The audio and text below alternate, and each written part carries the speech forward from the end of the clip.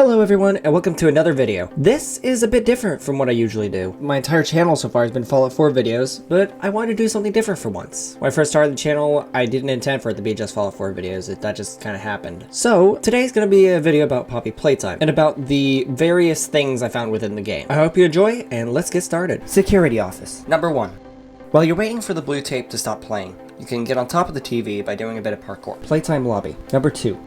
The last time I played the game, how the key in Huggy Wuggy's hand worked was that it was there, but invisible until you tried to open the door. Then the key would activate and become visible. Because of this, you used to be able to grab the key, even though it was invisible. You just wouldn't be able to collect it. That's what I was trying to do. Instead, what happened was my hand bounced off of the key and went across the room. I'm assuming it was just a bug fix or something similar. Number 3. This isn't a bug or anything, I just noticed while watching other playthroughs of this game that either they didn't show this in their videos or they didn't find it. So I decided to share it here. You can press the button on the display in front of Huggy using the interact button, and when you do, this plays.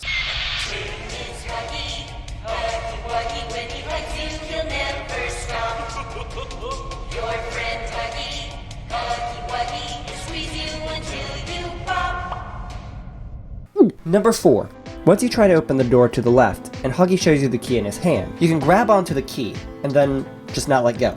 If you want a way to goof around, you can use this to wrap Huggy up in your arm. That sounds weird now that I say that out loud. Moving on, once you've done that, if you're able to look at your hand that's holding the key, you'll see that it's shaking violently. Power room. Number 5. This also happened accidentally while playing. I meant to grab onto the door to rip it open, but instead my hand went through the door and connected to the socket inside. Unfortunately, I let go in surprise, which meant I had to rip open the door anyways. Factory room. Number 6.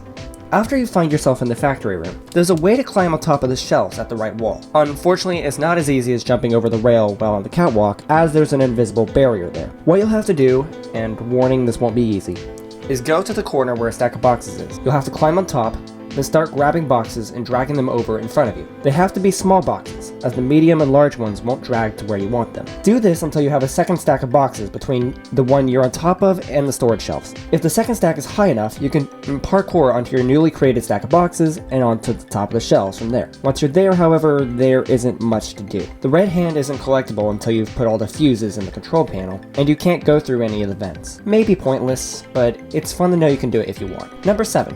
You may notice while moving boxes around in the warehouse that there's a doll's eye resting on one of the boxes. If you move the box underneath the eye will just float in midair, staring into nothingness for eternity. Number 8. Once you've found all the fuses and are headed up to the catwalk again, stop before you step onto the catwalk. You can see Huggy staring at you from one of the vents. If you don't move onto the catwalk, he just stays there, staring. I was even able to shoot my hand at him, but he didn't like that. Number 9. If you stand right under the red hand as it's about to be dropped, it'll just go right through you. Conveyor belt. Number 10.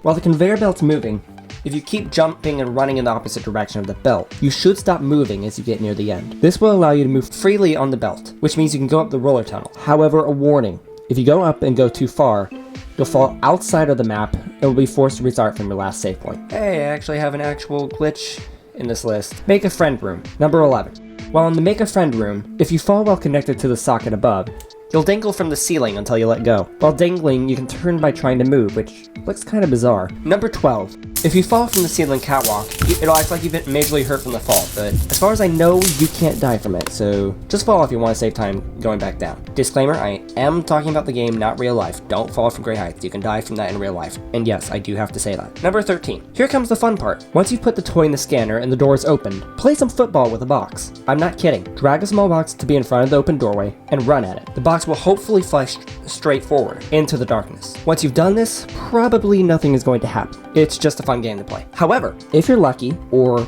unlucky, depending on how you look at it, the box will mess with Huggy's position because he's on the other side of that darkness. This is what accidentally happened when I did that. I don't know how that worked, but it did something. Number 14. When you activate Huggy by walking close to the darkness, he won't attack you until he gets out of the hallway. If you don't run, you'll just be pushed with him until he's ready to fight. Also, you can't attack him. Your hands just go right through him as though he doesn't exist. Number 15. Once you activate Huggy, run to the toy machine and jump onto the pipe. From there, you can do parkour to get on top of the machine, where Huggy can't get to you. He'll go as far as he can, then just hunch down and stare at you. He'll wait, and watch, and smile.